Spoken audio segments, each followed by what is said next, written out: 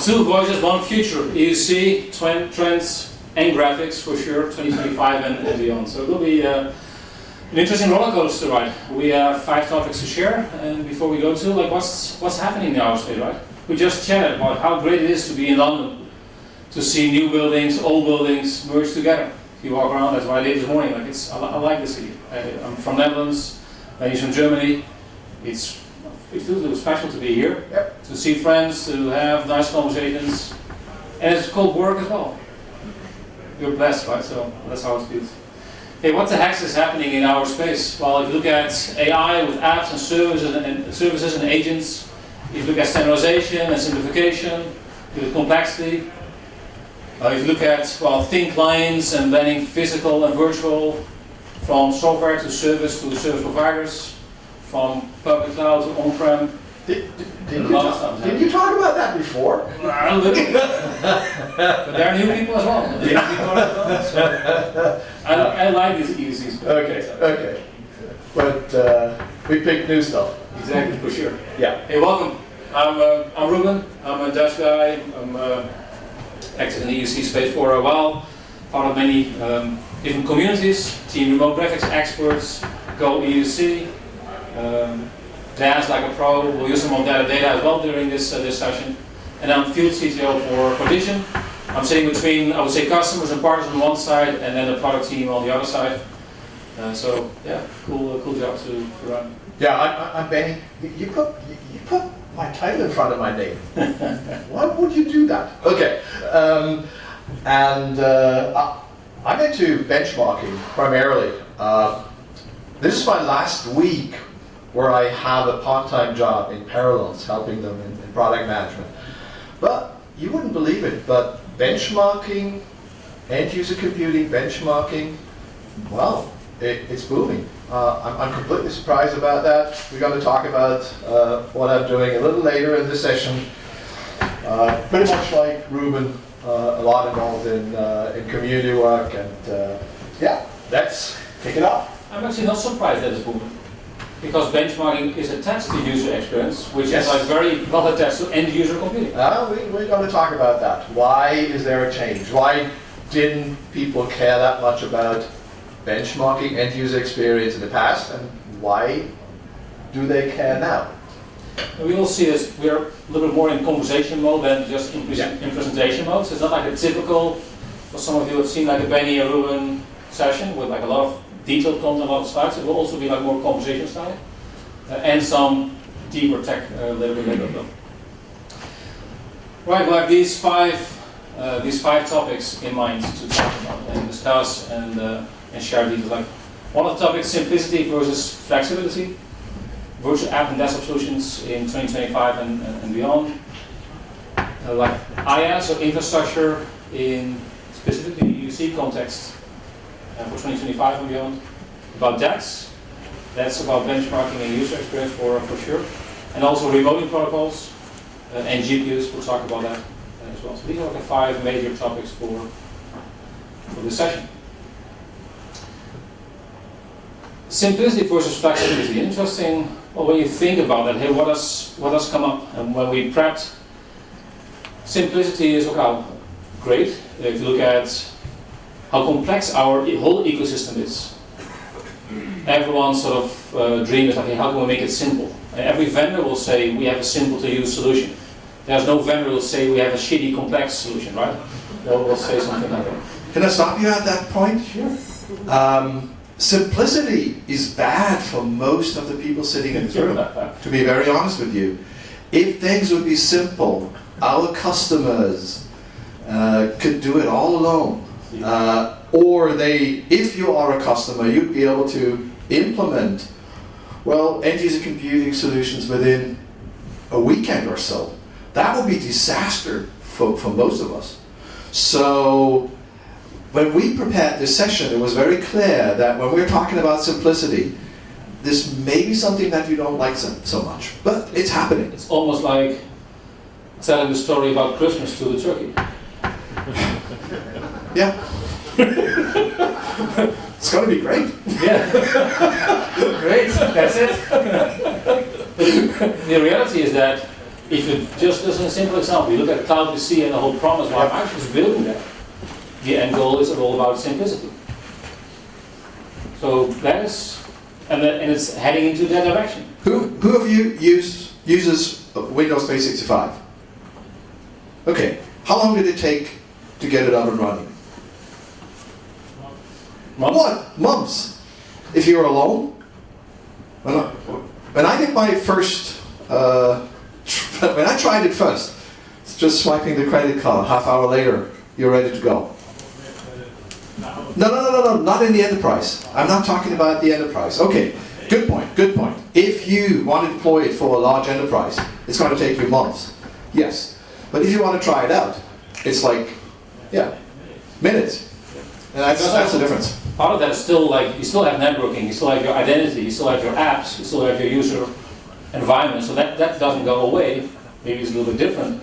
So that piece is still like relevant on both sides, like the multi-session on-prem or cloud side, or like the single session on-prem or cloud side as well. So that particular piece will remain.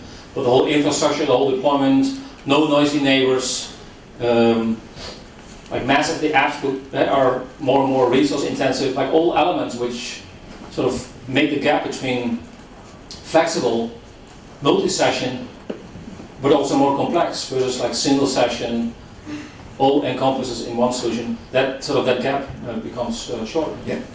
But you have data. Yeah.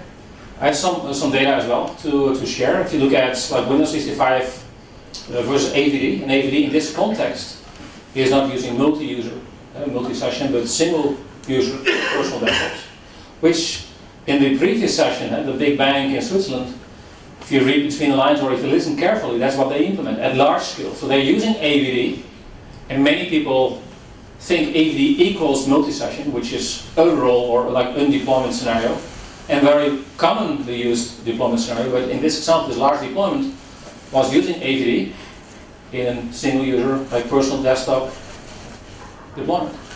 And when we did some benchmarking and some like cost analysis from a Go EUC perspective, this is like the data we got. Like there's a blog post, a research about AVD single user, that's like the asterisk, the note to double check here, and Windows 65 like Cloud PC. In this example, AVD runs in a sort of optimized mode, so 8 hours per user per VM per day, so not 24/7. Then you can see the cost difference between simple versus or more flexible on the other side is not that big. If you just look at the machine itself, then you have one of the major advantages is that you don't have any sort of risks that you run over budget, because when you look at Cloud PC itself, it's just okay, this is the price you pay per user per month. That's it. But again, you have the complexity if you deploy something like that. Yep. It requires, well, skills. And it's really hard to hire these people who can do it. And I learned that almost every time when I meet with customers and when they're trying to deploy such an environment, if they are only using the Microsoft consoles, they fail. This is why Nerdio exists. And I mean, very clearly, Microsoft cannot do a very good job of delivering a good admin experience.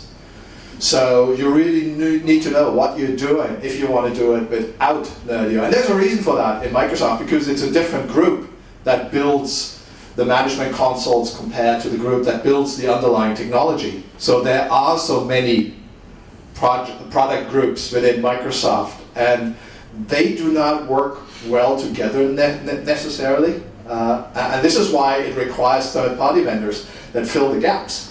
And this was the case for many, many years. It was also for the on-prem world in Microsoft. And these are the things. It's a problem calculating the costs, but then if you do not have the talented people, the admins who can do it, you fail. There's a high risk that you fail. There are many AVD projects, if you try to run it out of the box, when you just buy a Microsoft subscription or you pay a Microsoft subscription, there's a high probability that you're going to fail. Or you miscalculate things. And you mentioned that before in your session, that if you do not benchmark before you want to deploy something into production, you may have the wrong numbers. and a miscalculation. And I heard that back even from the Microsoft field, that sometimes when customers just read the standard, skill sizing guidelines, and do not take into consideration that they also install a huge, security stack, which consumes half of the performance of the VM. So if you don't take that into consideration, you're going to fail. And that happens again and again. And I'm surprised about that, but this is what happens. So then you need like ninjas, I call them like AVD ninjas, to make sure that it doesn't fail. So it means people with skills. It means the right sizing guidelines, as Benny mentioned. But where do you find them? That's the issue. That's why, like the simplicity. That's why like the big growth is. Like look at the total addressable market. I think there's like 1.5 billion like Windows devices in the world. Like half of it is like consumer-ish based, and the other half is like corporate. And you can define what is corporate, but like that's like roughly it. That's a number that Microsoft shared. So Scott Manchester shared that number in one of his sessions. For the last, I would say, 2-ish decades, this sort of VDI server-based computing, desktop as a service is always like a sort of niche, defined niche, but like a sort of small space. Still big, but still small space. Yeah, so now with Microsoft entering Windows 65 Cloud PC and others sort of adding on top of that, it's like all DaaS as a boat rise when Microsoft is entering that space, because it also reflects that, hey, this is a huge market to unplug. Okay. So it's good to share. Let's see what else. We have that. Yeah. Let's move on. We're checking notes here. So we have some notes here. Did we forget something? All good. Let's switch topics to virtual apps and desktop solutions in 2025 and beyond. So one of the community programs I run with Tritsch and Ruben and Dennis and Mark for, I would say, Dutch guys is DaaSLikeaPro. For the past 10 years we ask questions, 30, 40 different questions to audience like yourself. This is one of the questions. What factors drive your decision to adopt or use desktop as a service? Remote work, easier management, faster deployment, security. That's also what Brian mentioned earlier this morning, like maps. And management, access, performance, security. These are the driver factors. And that's not going to change if you look. And it's confirmed. Yeah. So nothing special here, but it's still good to know, okay, why are we doing certain things when you move forward to maybe a new platform as well. Another question is, what are the primary challenges when you look at using, adopting, or like using desktop as a service platform? Cost, big time. Integration.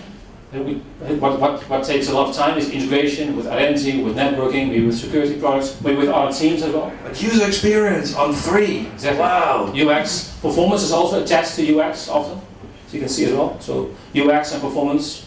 Lack of control, I think was mentioned earlier this morning in the AVD session as well. Like you have less control, it's just being pushed. You don't know when it's happening, if it's happening. That can also be a challenge as well. Sometimes resistant to change. Well, we know what we have on-prem, it is what it is, and we will not change. Well, guess what? Then you should not be in IT. And IT is like full of change. So if you don't like change, find another job, I would say. Another question here, what will you do in the next 1 to 3 years in the context of DaaS? Increase, slightly moderate increase, significant increase, remain the same, decrease. It also ties back to what Brian mentioned earlier. There is still a very, very solid place for remote apps and desktops in our space, and that's what businesses. You see 250 people fill in the service, support the service, so it's not like N is 5 or 20 people, it's still a reasonable number here. A lot of people see this as, hey, what is that? happening? Confirms Windows is alive. Exactly. Which DaaS solution are you using, or will you consider to use? AVD, Citrix Cloud, Citrix Cloud, sometimes tagging along with AVD, Windows 65 Cloud PC, big time is true. AVD with Nerdio, others, Vision Frame, Omnisa, / VMware Horizon. These are like the big ones here. I find it actually interesting that Amazon Workspace is on that space, and what I learned over the past 10 years with data, and this is like survey data, it always is about the context. What's the context of data? There's something to keep in mind. If you see some data, what's the context of that question? What's the context of the data? And in this context, we ask the question to, I would say, the EUC industry, the EUC community in broad.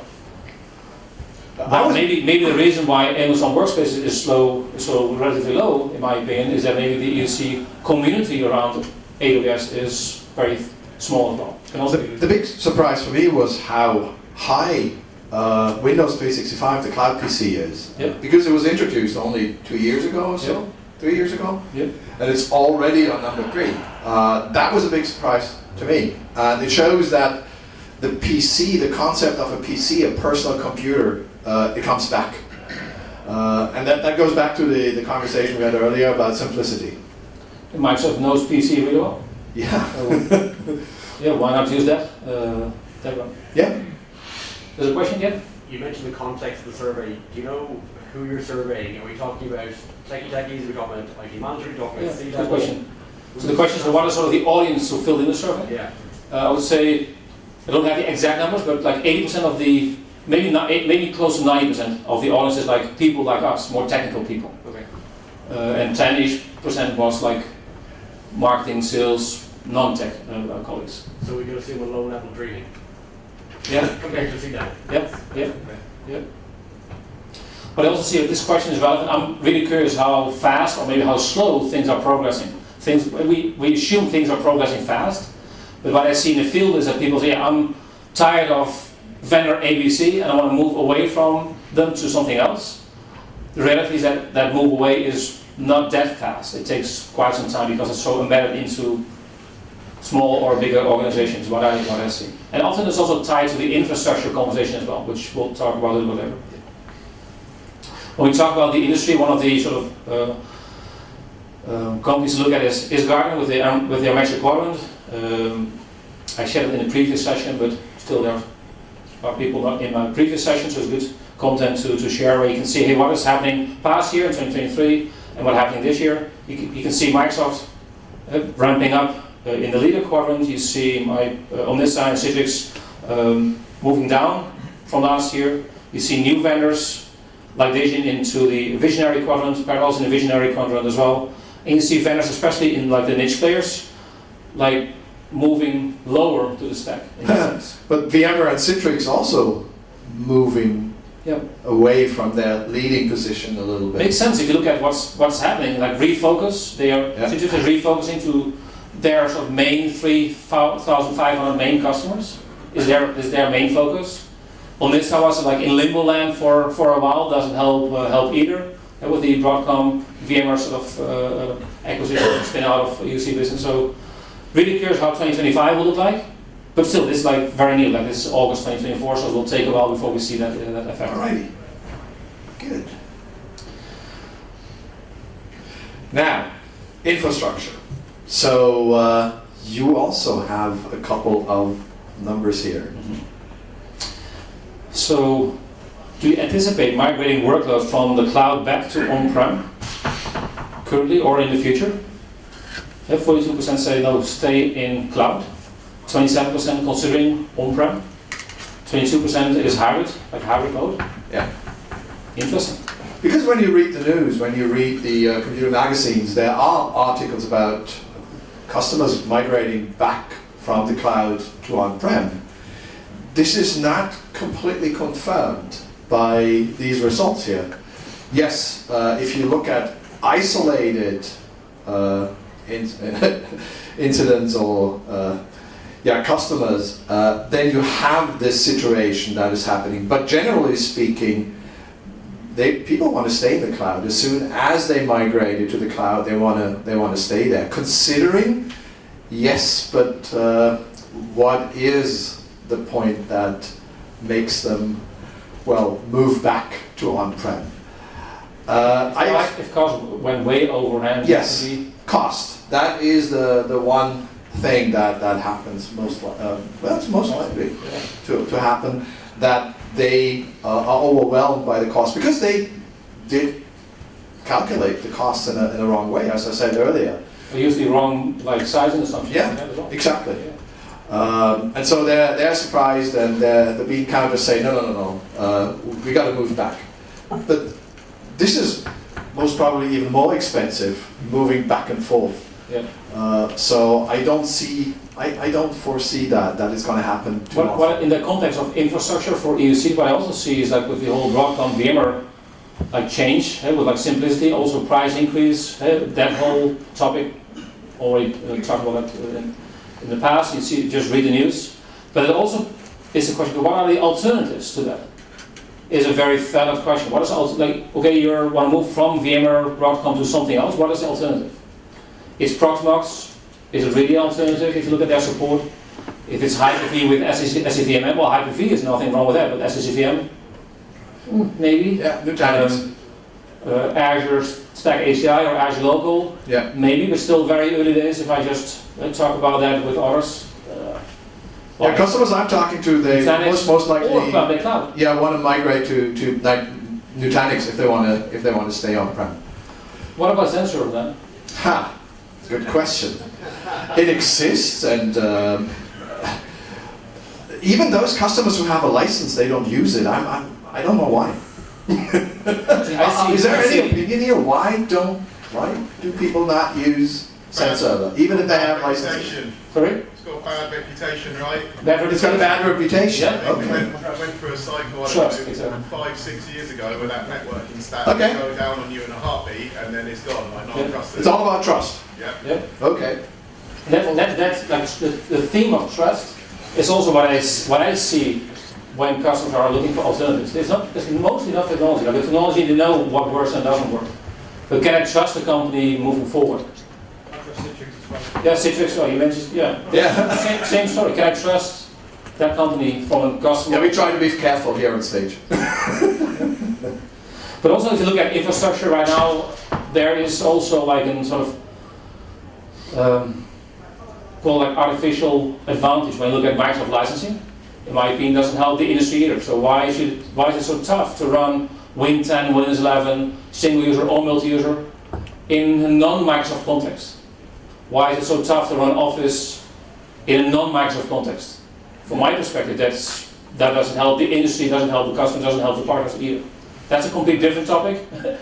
But yeah, hopefully that over time will also be. And as a segue to the next two subtopics, it's a lot about the network quality, because sometimes customers, what they do is they implement their cloud-based EUC solution, and then their users are not very happy with the performance that they see, because the network, they have latency, they have packet loss, and all of that, and they did not expect it.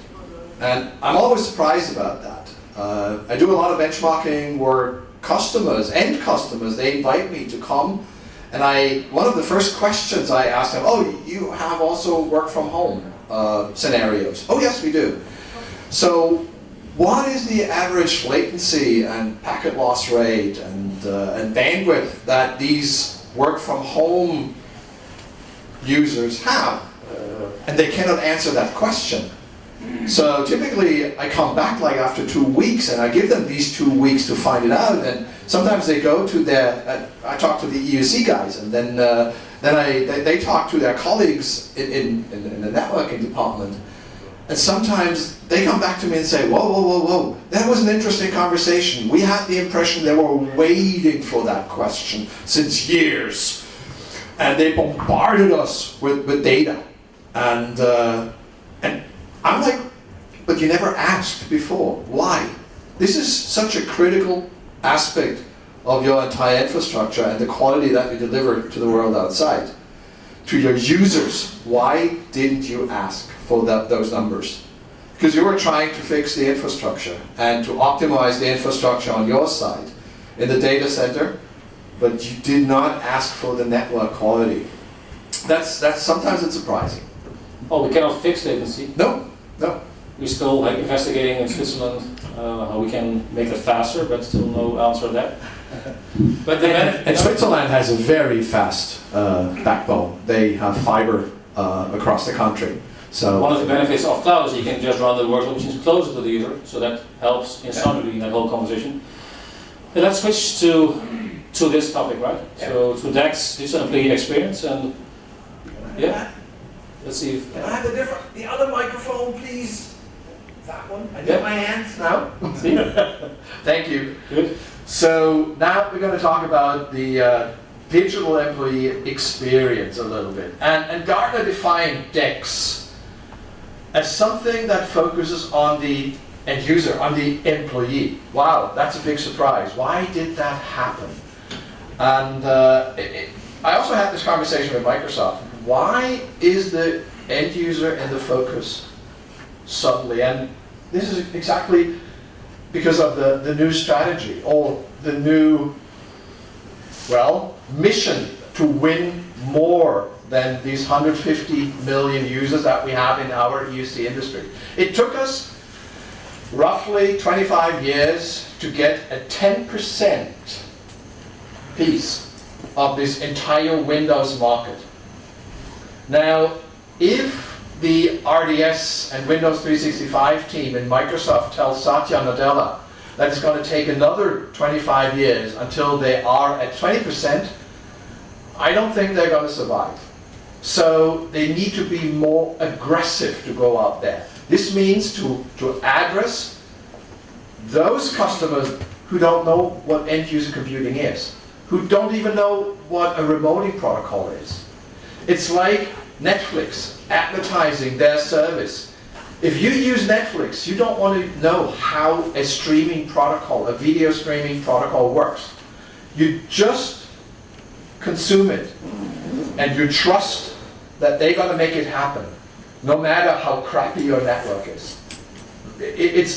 You think it's their job to deliver a good quality. And this is what's happening in our industry right now. So suddenly, we have this situation where we have a new customer base out there. It's typically not our, well, typical customers. And I mean, you're combining the real user experience with telemetry data. And this is a good example for that. So if you only look at the telemetry data, it tells you that, wow, the G-forces Could be an F1 car or a motor. is like crazy. It's like 4x, it's like 4G for these athletes. And it's really fast. It's like more than 100 kilometers per hour. And I never knew that they're really steering the sled, and you can see the force that they put on the sled with their legs. So this is very interesting data. I've never seen that before. But you also see the user experience of the real user, and that is the differentiator. So we do not only have the metrics, but we also have the real end user experience. And this is what I think is the difference between end user computing, admin experience, hard metrics.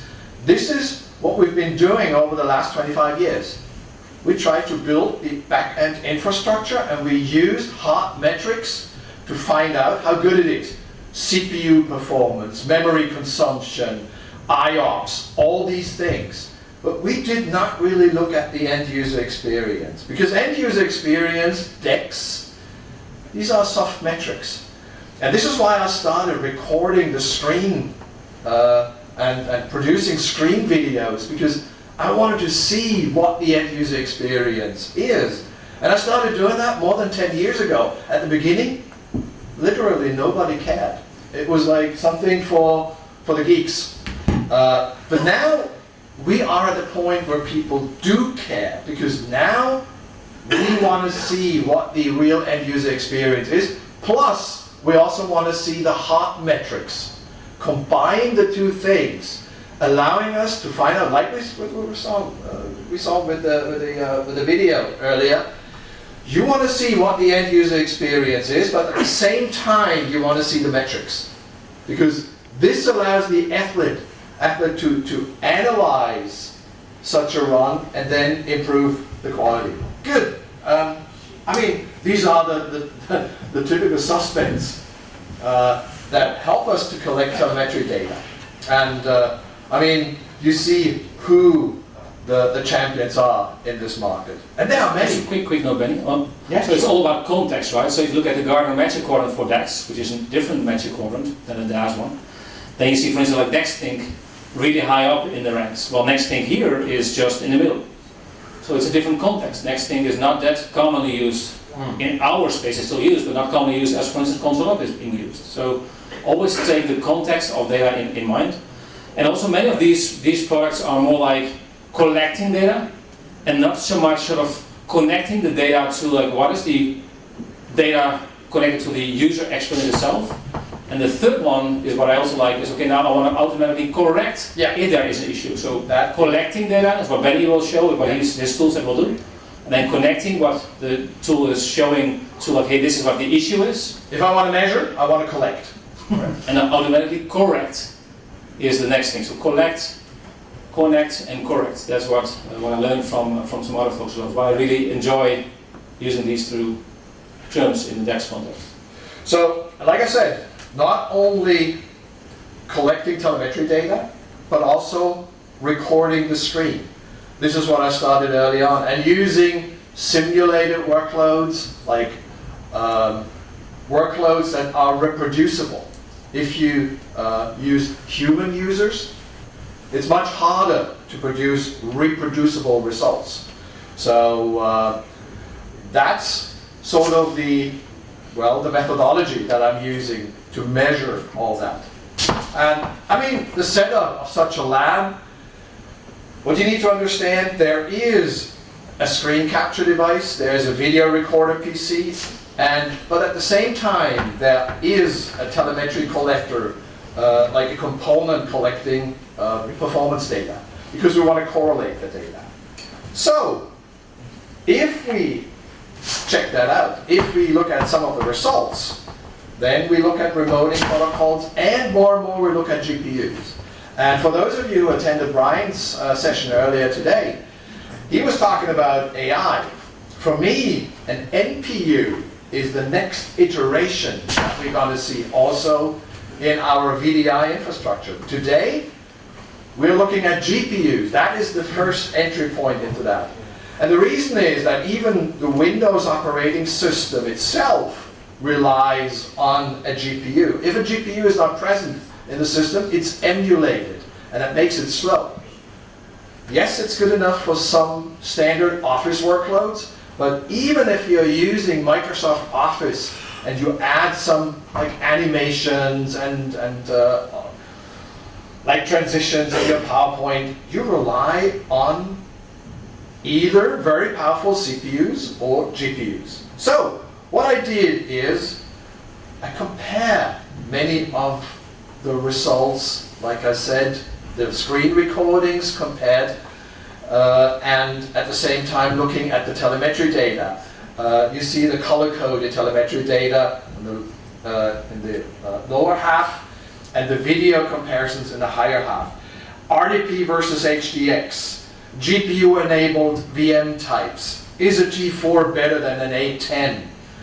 Then, GPU-accelerated Windows 365 cloud PCs. Anybody had a chance to use any of them? Who was able to use one of them? Whoa, I'm the only one who has access to them. They're expensive, to be very honest with you. If you want to have the largest ones, they are a 4-figure number every month. So they are expensive. But they beat every single CAD/CAM machine that I know, except for the one that Ruben has under his desk. He is like a crazy machine. The same thing with PC over IP. So, wow, we have a newcomer, more or less, in this market, because HP, they acquired Teradici, and suddenly there's HP anywhere with the PC over IP. And I'm pretty sure that there's a reason why Azure has a location in like Los Angeles with Disney on that side of the home. Yeah, absolutely. And I will show some examples of these in just a minute so that we can just watch the videos for the remainder of this session. But I also had the opportunity to test Windows 365 Link. For those of you who attended the The first session, Tom did. Oh, Tom did it, yeah, earlier this morning. I was not there, I was still on the way from Heathrow coming over here. It was an interesting way how Microsoft gave me access to this device. because it was all under NDA. I think I would need to send my firstborn over if I had said that before they made the official announcement that this device exists. So all of your children. Yeah, all my children, okay. I knew it. I told my sons, but they, okay. But the thing is, when I tested that, they wanted me to test the reconnection time. And I gotta tell you, this is amazing. If you see those 2 lines in yellow, you see how long it takes after my authentication went through successfully, and then the reconnection time to my Windows 365 instance in the Frankfurt data center. I'm connected there with only like 10 milliseconds latency, and it's amazing. It's amazing. I was very surprised about the performance, number one, and number two, the short reconnection time. So I cannot show you any of the videos because Microsoft owns them, and like I said, I need to give them my children if I present them here. But I wanted to share that information with you. Good. Now let's dig into a couple of the recordings that I created. Number one is one that shows you what happens if user experience is not good. What happens and how do you explain, if you are a user, how do you explain it to support what you're seeing? You see that this is a standard video and it completely falls apart on the screen of the user. Now, if a user tries to explain that to a support person over the phone, I would like to listen to that phone call. My fish are dead. They don't move as they should do. There are weird colors on my screen. It feels like I took drugs. Yeah, the fish, they're dissolving and they're smearing all over the place. Yeah, it's very interesting. So this happens if you have network problems. So this is one of the things. I don't want to go into the standard VM types. Let's go down here and look at these Windows 365 GPU Super. And like I said, this is a beefy machine. And let's start with something that is challenging. Now, if you have ever tried out SpecViewPerf on one of your machines, Ruben, you have done that many times. Look at the performance and look at the quality. The whole point is it feels like a local workstation. This is like a local workstation, and that was amazing. Now, It's not. it is 10 milliseconds round trip time. Like I said, I'm close enough to the data center, which is nice, and so you get that kind of experience. If I go back and look at, like, if I look at the GPU load, yes, it uses this very beefy GPU 100%. This is why we have all this performance. So it's a wonderful, wonderful machine type. And I can imagine that people in the CAD/CAM market, for example, or in the media production market, that if they have contractors and they give them temporary access to a machine that has enough horsepower, this is something that you can do for a month or 2 or 3 and give people access to that kind of machine. Yes, it's going to cost you like 3 or 4K for that time, but instead of buying a full workstation and sending it to somebody who works remotely, this makes total sense. And also when the data is close to the machine, so if the data is close to the cloud workstation, it's also like what we see a lot. But then I started testing what happens if I have, well, something that's happening from the networking side. Like I add 100 milliseconds latency. And on the left side, this is without any constraints, and I added 100 milliseconds on the right side. Not much of a difference. Yes, it's a little bit stuttering on the right side because of the 100 milliseconds additional latency, but it was not too bad. The only thing, when you look down to the bottom right side, you see that the network is affected by that. Not so many bits make it through. This is the number. The red shows the right side. So the bytes that go from the machine, from the virtual machine to the endpoint device. And you see that it's significantly lower on the bottom right side. And this is an indicator that, yes, there is an impact. Could also be that compression is higher as well. Yes, yes, and there are the effects. Now, I reduce the network bandwidth. And the surprising thing was on the left side, it's stuttering at the beginning a little bit more than on the right side. So obviously reducing the bandwidth enforces better encoding. But after a while, it changes. So suddenly after like half the session, it's always 45 seconds. The left side, the unconstrained network, shows smoother. Now you see the stuttering on the right side. So after a while, it's not so good, the user experience, but it's still good enough. And now we're taking something that really consumes a lot of network bandwidth to run smoothly. And on the left side, we have unconstrained. On the right side, 8 megabit per second. You know, on the left side, it really takes everything it can get. 100 megabit. To get that kind of performance, user experience on the left side, it's 100 megabit connection to your cloud data center. On the right side, with only 8 megabit, you can see the difference. And now we do something really bad. We introduce packet loss, 2% of packet loss.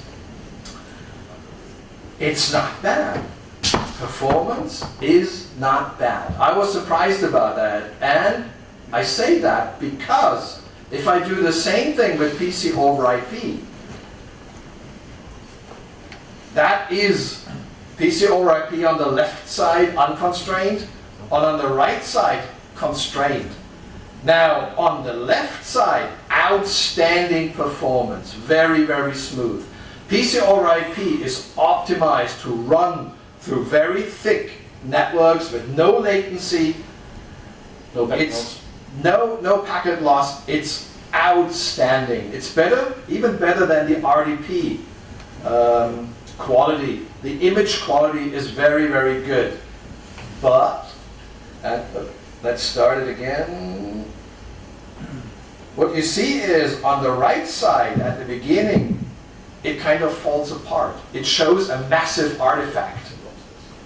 Because it loses packets, it takes a while until it starts. And then when it starts, see the artifact? It lost the packet and it cannot recover it. Bad user experience. And starting from there, it's like a frame every 3 seconds. Okay. And this is what I'm talking about. If you have your use cases and you want to know which protocol performs best, all of that is running on Azure. So the platform is the same, but one is the PC over IP protocol and the other is the RDP protocol. And I can do the same thing with another scenario where I reduce the bandwidth to 8 megabit per second. So what it shows is that PC over IP at the stage 2 months ago, the version that I had access to 2 months ago, did not perform well under constrained network conditions. If it had unconstrained network conditions, the image quality was better than anything that I had before. So you need to know your use cases. You need to know your network. I don't want to go further into that. The only thing that I have here, I ran the same sort of tests also for the frame protocol. So what we can do is, let's use test mod for that. So you see, I'm doing the same thing for all the different protocols. And this allows me to make clear statements. You see unconstrained network on the left side, more constrained network on the right side. And then we see the effects that these network conditions have on the end user experience. So some protocols can deal better with constrained networks than others. And this is why I started testing it more systematically. Instead of adding packet loss plus latency, I started, well, running more tests, and one test only with latency, another sequence of tests only with packet loss, so that I learn that I can make a very clear statement about which protocol has problems with what kind of network limit. And this is what more and more of my customers and partners, I work with consulting companies on that, they're asking me to help them when they install a POC. So come and check out if for this particular customer we have this POC, if it really does what the customer wants from an end user experience perspective, the soft metrics, because none of the monitoring vendors measures these soft metrics. You need to record the screen videos. So sometimes I go to customers and bring my frame grabbers with me and run these kind of tests. Good. This is what I wanted to share with you. So if you want to check out the tool set yourself, because there's a free version of the tool set, and if you want to run community tests, which means you want to, you and I, we want to publish the results, then you get the entire tool set for free.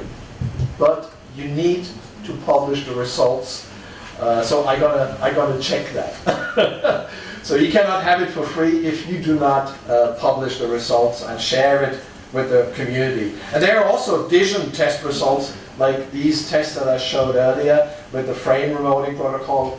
Ruben built an entire website around that, or web page around that, so that you can check out. We did a massive project together for like for AEC magazine, so we're in the architect engineering construction space. We spent probably 3 months in just testing, collecting the data, and writing an article, big article, and yeah, the ux.digi.com is a result of it.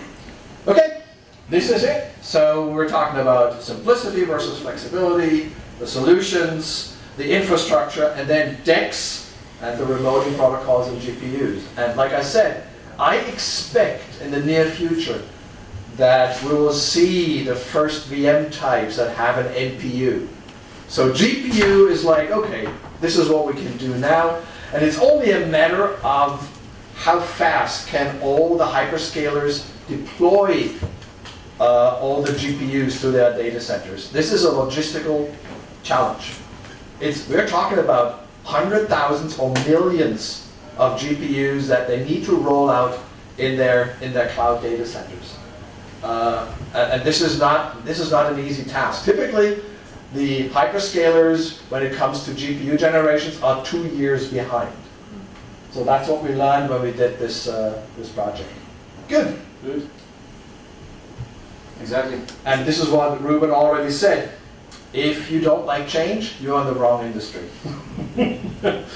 And the end is there. This could be a Dutch quote. If the wind of change blows, some people build walls. Other build windmills. Thank you so much.